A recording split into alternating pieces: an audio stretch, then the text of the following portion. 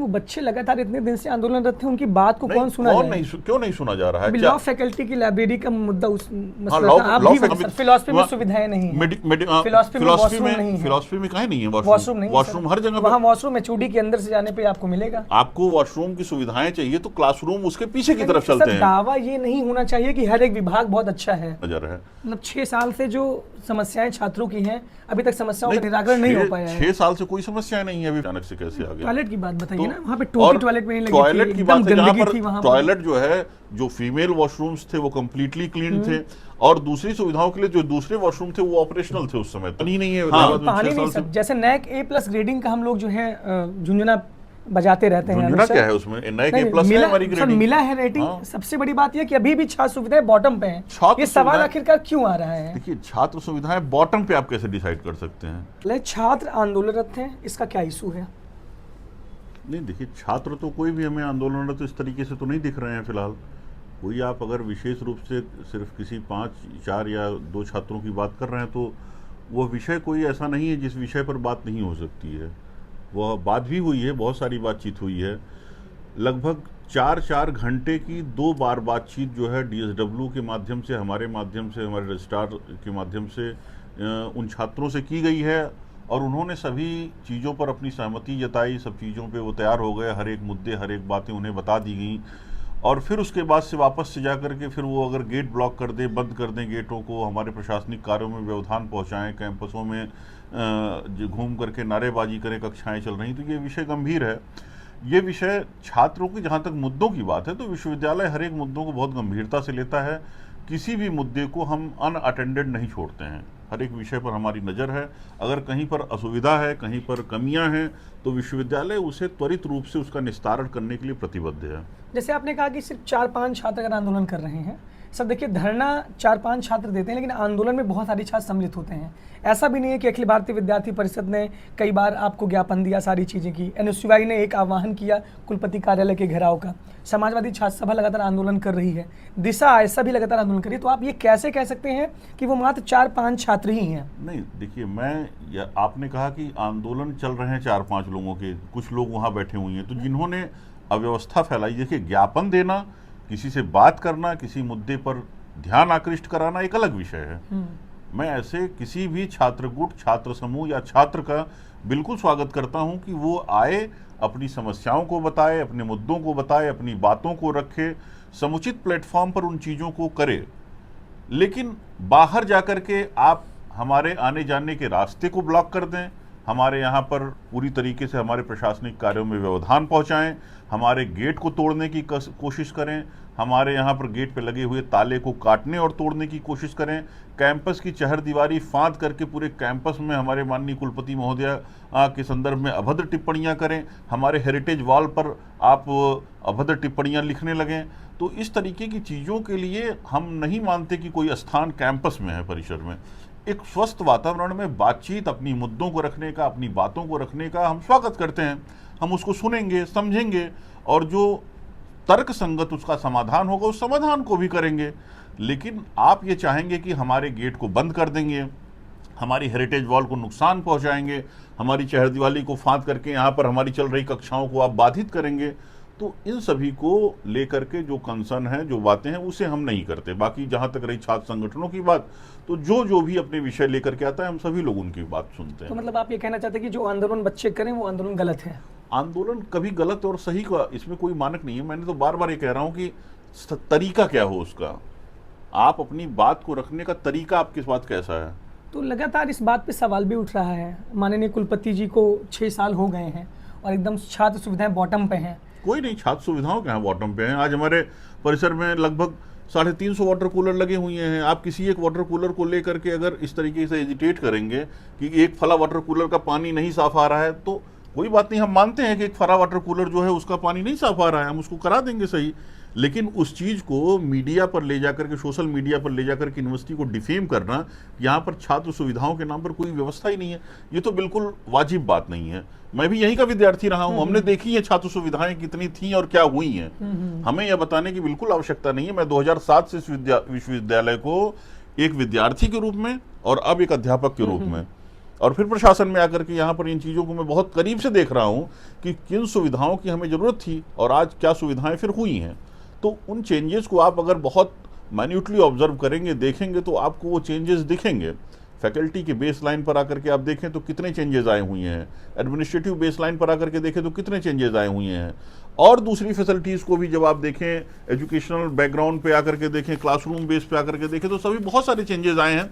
देखिए, असुविधाएं जो है कहाँ पर नहीं है, आपके और हमारे घरों में, जहाँ पर आप सोचते हैं कि सब सुविधाएं हमने दे दी हैं, क्या आपके और हमारे घरों में असुविधाएं नहीं हैं? लेकिन प्रश्न ये है कि हमारे और आपके घर में अगर असुविधा है तो आप उस चीज को क्या ले जाकर के पंचायत में रखेंगे? नहीं रखेंगे ना। आप पहले अपने घर के अंदर, अगर जो आपके पिताजी से या आपके किसी घर परिवार के लोग से आपकी कोई अगर असहमति है, कोई आपको सुविधा चाहिए है, तो आप पहले किससे कहेंगे? गांव के प्रधान से जाकर के कहेंगे इसको, कि अपने पिताजी से कहेंगे? यानी कई बार बच्चों ने आप तक बातें पहुंचाई, जैसे लॉ हमारे फैकल्टी लाइब्रेरी का, हमारे यहाँ तक जो बातें, हमारे यहाँ तक या हमारे किसी भी प्राधिकारी तक अगर कोई भी बात पहुंचती है तो उस बात को सही माध्यम तक, देखिए, किसी भी चीज का निराकरण कराने का एक अप्रोप्रिएट चैनल है। किसी भी बात को जब हम रिजॉल्व करेंगे तो रिजॉल्व तो ऐसा है नहीं कि आपने हमसे कोई बात कही और मैं एक लाइन के आदेश में उसको रिजॉल्व कर दूंगा। कोई भी विषय ऐसा नहीं, अभी जैसे आप प्रवेश भवन गए थे, प्रवेश भवन में वाटर कूलर की समस्या थी और वहां पे वॉशरूम की स्थिति आप देखिए, टोटी में नल नहीं लगा था, वॉशरूम गंदे हालत में थे। जब पहले दिन आप गए थे वहां चेक करने, देखिए, पहले दिन जिस दिन एडमिशन शुरू ही हो रहे थे, प्रवेश भवन पे वो व्यवस्थाएं थे। देखिए, जब वाटर कूलर की बात आई तो वाटर कूलर को हमने तुरंत वहां चेक करवाया, वहीं के छात्रों से चेक करवाया। उसका वीडियो हमारे पास है, वीडियो में आप अगर देखेंगे तो एनसीसी के बच्चों ने ही उस वाटर कूलर को वहां चेक किया, उसे देखा, खोल करके बाकायदा चेक किया, जहां पर पूरा वाटर कूलर साफ था और पानी पीने के लायक था। और फिर उसमें न तो किसी तरीके की गंदगी थी जो कही जा रही थी, वहाँ चींटियाँ, कुछ भी ऐसी चीज़ें नहीं थी। लेकिन उस वाटर कूलर को खोल दिया गया और जिन बच्चों ने उस वाटर कूलर को खोल करके चेक किया, उस समय तो वहाँ पर कोई करंट नहीं था। अगले दिन करंट वहां पर अचानक से कैसे आ गया? टॉयलेट की बात बताइए ना, वहाँ पे टोटी टॉयलेट में नहीं लगी थी, टॉयलेट की बात है, जहाँ पर वहाँ टॉयलेट जो है, जो फीमेल वॉशरूम्स थे वो कंप्लीटली क्लीन थे और दूसरी सुविधाओं के लिए जो दूसरे वॉशरूम थे वो ऑपरेशनल थे उस समय तक। हाँ, जो बाहर की तरफ यूरिनल लगे हुए थे, यूरिनल में जो गंदगी थी वो जैसे ही हमने देखा उसको तुरंत आदेशित किया कि उस तरीके से उसकी सफाई होनी चाहिए। वो सफाई हो गई वहां पे। आप ये बोल रहे हैं कि बच्चों को आवाज नहीं उठानी चाहिए, बच्चों को अपने परिवार से बताना चाहिए, लेकिन जब ये आवाज उठे तभी तो ये चीजें हुई चेंज। नहीं तो उसमें दूसरे दिन टोटी लग गई, दूसरे दिन नहीं लगी, ये भी तो गलत बात है। दूसरे दिन क्यों लगेगी? आप जैसे, मैं वहां पर तो मौके पर ही हूं ना, मैं भी तो उन चीजों को देख रहा हूं। जैसे जो भी हमारा प्राधिकारी है उन चीजों को देखता है, सुनता है, समझता है। हर चीज आपकी आवाज उठाने से, आंदोलन करने से, नारेबाजी करने से, कैंपस के प्राधिकारियों की गालियां देने से नहीं सही होती हैं। आप जो जिम्मेदार है वो जिम्मेदार अपनी जिम्मेदारियों को भी समझता है काफी हद तक, और हमें जो करना है हम वो करेंगे। आपने हमें बताया, इसका हम स्वागत करते हैं हमेशा। जैसे आप किसी भी कमी की तरफ हमारा ध्यान आकृष्ट कराएंगे अगर, तो मैं उसका स्वागत करता हूं। मैंने कभी ये नहीं कहा कि अगर कमियां हैं तो आप उन्हें बताइए, मत उनको छुपाने के लिए थोड़ी ना कोई, अगर वो कमियां हैं तो आप बताइए हमें। लेकिन उसका मजमा पहले सोशल मीडिया पे लगा देने से थोड़ी ना हो जाएगा। ये सब कुछ सही है, तो सबको बोलने का अधिकार है, नहीं तो हमारा भी तो कुछ अधिकार है। ठीक है, वो जैसे आपकी स्वतंत्रता का अधिकार है तो अधिकार तो हमारे पास भी है। आपके पास तो आपके अधिकार वहीं तक हैं जहां तक हमारे अधिकार ना आ जाए। तो आपके क्या अधिकार ये है कि आप हमें कहीं पर गालियां दे देंगे? आपको गाली देने का अधिकार किसने दिया? ये राइट टू अब्यूज है कहीं पे भी? सोशल मीडिया पर आप अगर देख रहे होंगे तो किस तरीके की भाषा और किस तरीके की टिप्पणियां की गई हैं इन्हीं छात्रों के द्वारा जिन्हें आप कह रहे हैं। क्या वो मर्यादित है आचरण? जो आप बता रहे हैं कि जिनको बता रहे हैं कि वो वॉशरूम गंदा होने के लिए जिनको वो दिखा रहे थे वहां पे, उनकी भाषा का स्तर सुनिए कि किस भाषिक स्तर पर वो जाकर के बात कह रहे हैं। कोई यहाँ पर अगर प्राधिकारी है, कोई यहाँ पर अध्यापक है, कोई यहाँ पर शिक्षक है, तो उसकी भी तो एक डिग्निटी है। शिक्षक की मर्यादा नहीं है और बाकी सबकी मर्यादा है। लेकिन वो बच्चे लगातार इतने दिन से आंदोलनरत थे, उनकी बात को कौन सुना जाए? क्यों नहीं सुना जा रहा है? लॉ फैकल्टी की लाइब्रेरी का मुद्दा लॉ फैकल्टी की लाइब्रेरी के मुद्दे पर उसका भी सोल्यूशन हो गया है। मैं भी वहां उपस्थित था, और वो कोई एक दिन का सोल्यूशन नहीं होता ना। जैसे लाइब्रेरी के मुद्दे की जब बात थी तो लाइब्रेरी के विषय में पूरा का पूरा सोल्यूशन हो चुका है, वहाँ उसका फंड ऑलरेडी लोकेटेड है। लेकिन आपको भी पता है कि प्रयागराज में पिछले कई मतलब दशकों की बारिश का रिकॉर्ड इस बार टूट गया। लगातार सुबह दोपहर शाम में तीनों मीटिंग में किसी न किसी बार बारिश हो ही जा रही है। ऐसी स्थिति में किसी भी समय अगर वाटर प्रूफिंग का वर्क इनिशिएट होगा वहाँ पर, तो तुरंत वो सब का सब उसी स्थिति में हो जाएगा। इसके लिए मौसम के साफ होने की प्रतीक्षा तो करनी पड़ेगी। देखिए, मैं बार बार ये कह रहा हूँ ना कि घर परिवार में अगर कमियां हैं तो उन कमियों को हम छोड़ नहीं सकते हैं, हम अनअटेंडेड नहीं छोड़ रहे हैं उसे ना। अगर आप बता रहे हैं तो उनको मैं स्वीकार भी कर रहा हूँ कि अगर वो हैं तो वो दूर हो गई हैं।